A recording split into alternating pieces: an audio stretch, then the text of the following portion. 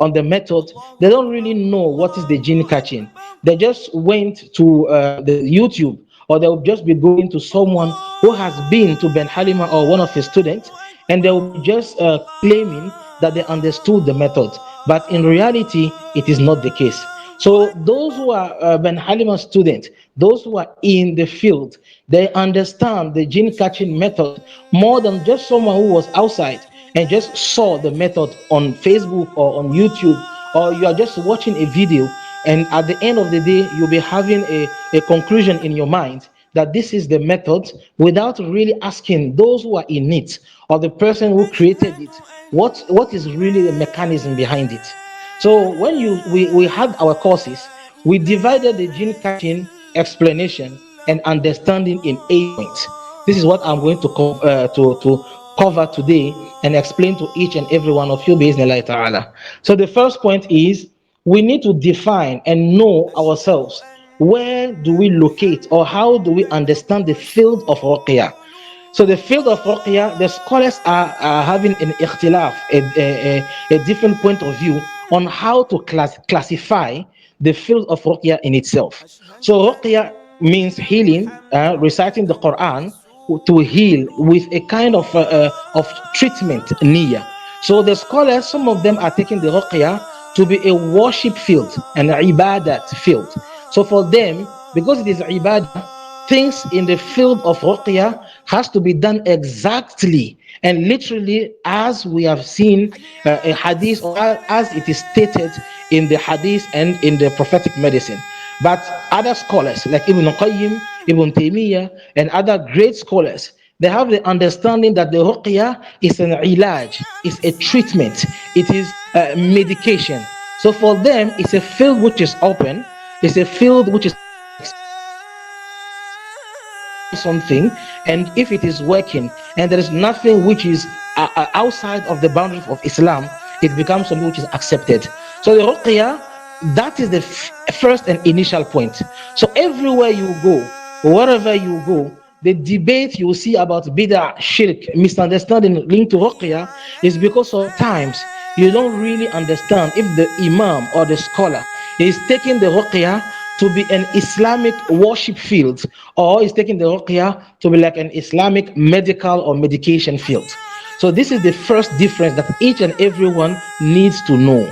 So for me, and for the training that we've received, according to Ibn Qayyim, Ibn Taymiyyah, and the books that we've studied, the ruqyah is a field of medication. It is an ilaj, and it is stated in so many hadith. And the first one is the hadith of the Sahaba who went and the one of the people, the community, they refused to accept them to enter in the place, and their king was stung by a scorpion, and they were looking for a cure, and they came and asked the Sahaba. One of the Sahaba went and recited Surah Al-Fatiha, and the person was able to walk, and he was able to like move as if nothing was bad on him before. And when they came to Rasulullah with the reward and the payment they did with the sheep, Rasulullah asked the Sahaba, how did you know that this Fatiha was a ruqyah? Okay, and the Sahaba by himself said that it was like an inspiration. I knew it was that one. According to the Ibn Qayyim, this field is a field of ilaj, of treatment, because the Sahaba did it by himself first. He didn't come and say, oh, if it is ibadah, if it's worship, let me hold on and go to Rasulullah first and ask him, can I recite Fatiha to cure the person? And if he said, yes, you can do it, and now it's like a revelation, now you can just do it. But he just felt like it's an experience. He can try to do something because the name of Allah, it is the Quran, it is the word of Allah subhanahu wa ta'ala. He can be using it and cure someone, and doesn't see anything wrong in it. Because it's not the field of ibadat, it's not a field of worship, pure worship. He was able to do it before going to see Rasulullah and asking him if it was allowed. And he said, yes, it's good. So now you can continue. The second hadith is the hadith where Rasulullah is saying that there is no problem. When the Sahaba came to Medina, Rasulullah told them that they should come and bring to them all of the ruqyah they were reciting. And he said at the end, there is no problem, there is nothing bad in applying, doing the ruqyah, as long as there is no shirk inside. It means that it's a field which is opened. It's a medication field. It's a field of experience. And when you try to do it, when you apply something, you have to make sure there is nothing haram in it. So if in the process itself there's nothing haram, as long as there's no shirk involved in it, Alhamdulillah, if it is working, it's in the field of medication, it is accepted. But as I said, in the field of ibadat, in the field of worship, it is the opposite rule.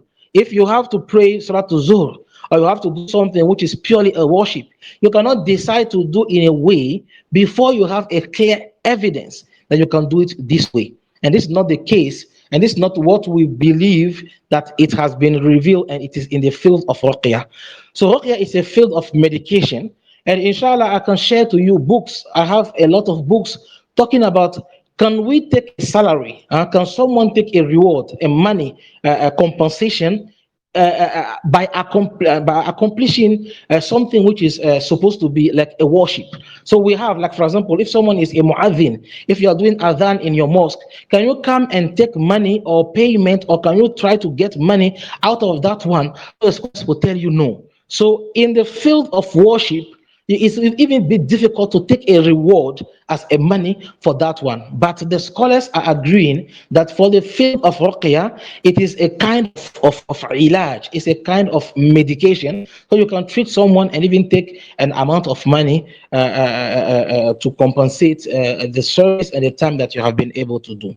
Now, coming back to the method, I said you have the first of all to understand that the field is a field of a field of medication, not ibadat. And this is why the scholars or some of the people, they have their own experience in it. They don't put that experience above what is hadith telling you to do this, this, and this. In this case, we all have to believe that this is the highest.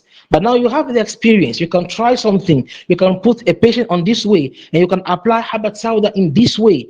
Even if you don't have a direct hadith showing you, as long as the Habat Sauda itself is allowed, it is good. You can apply and also see it. This is why you see today a lot of imams, they have their own treatment plan.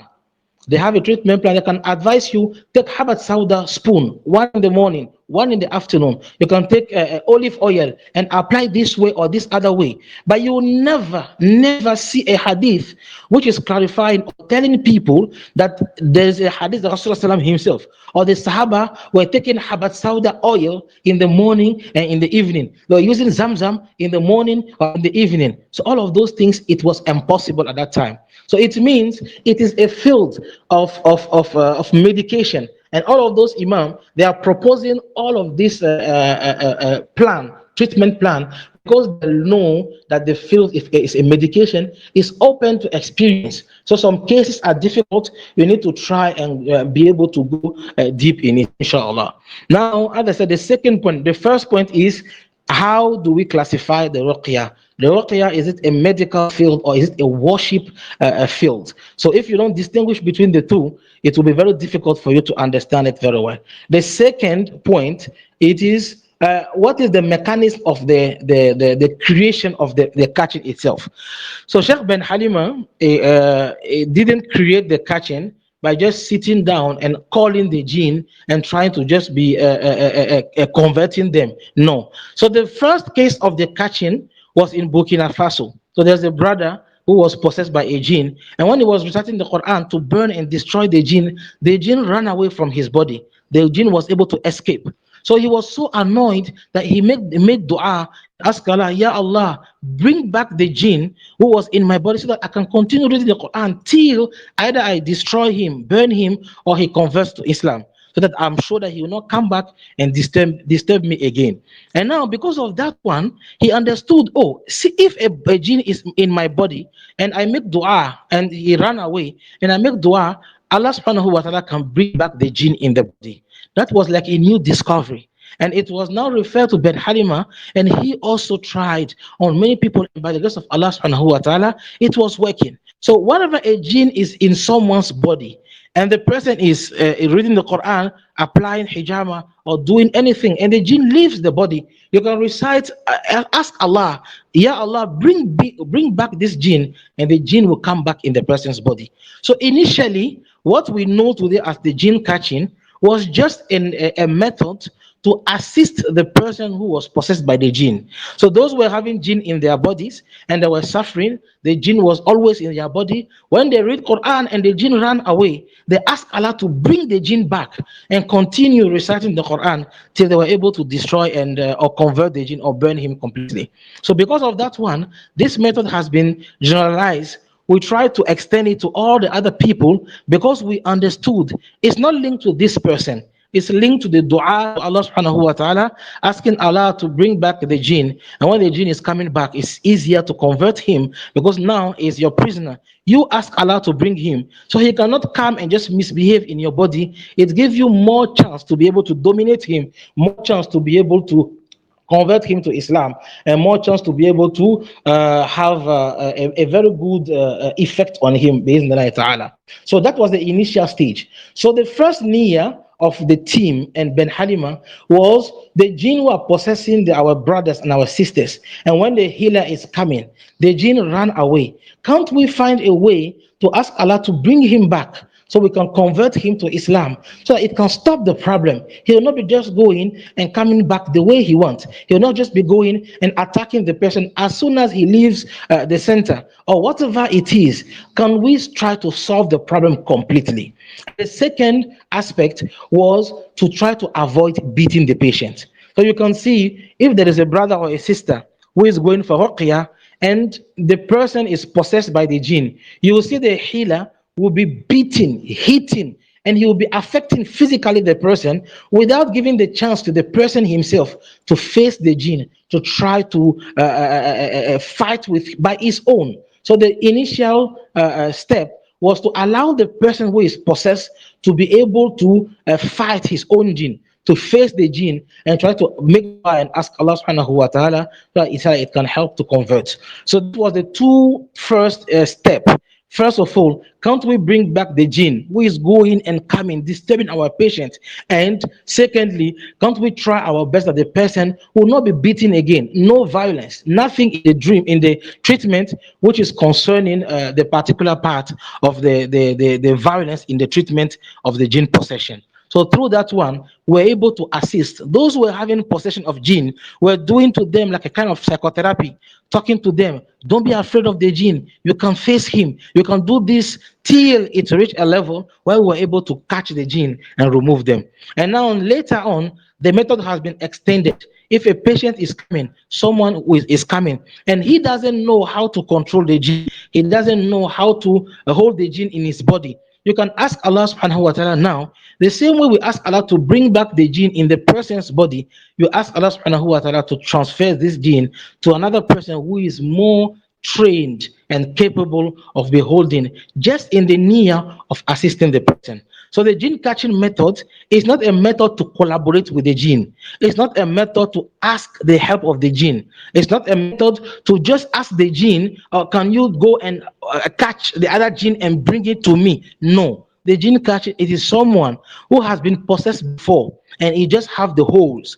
And when you read the Quran, أَيْنَمَا تَكُونُوا, wherever they are, يَأْتِ بِكُمُ اللَّهُ جَمِيعًا Inna Allah ala kulli shayin qadir. Allah subhanahu wa ta'ala is bringing back the jinn to you, and you can just convert him to Islam and let him go. So the jinn catching is someone who was possessed before. The jinn has been removed from his body. He just has the hole in his body, and he can just read the Quran, and it will pull the jinn of other people, other person in his body, and he will be able to convert them till the last stage, or all of the jinn around the person. So the jinn catching was this, only this part. This was the second, the mechanism of how the jinn catching came. Now, the third part is some of the comments and the criticism people are having on jinn catching, which is not really the reality. So the first and the third point is, why can we do something and we believe that Rasulullah and the Sahaba, they have not done it before? Why are we doing something which wasn't done by Rasulullah and his Sahaba before? So what we are always explaining and insisting to people, it comes back to the first point. You have to ask yourself, where do you consider the ruqya to be? Which field do you put the ruqya in? Do you think the ruqya is a worship? That is true. You have to stick only on what is written in the hadith and what you are seeing directly from the stories of the Sahaba. But now, if it's a field of experience, you try things which is adapted to your time or adapted to the field where you are, so that you can give a solution to the ummah. Not just that we are trying to add something new, like a bid'ah. No, we are trying to give a solution because we are not in the same time. For example, when I was mentioning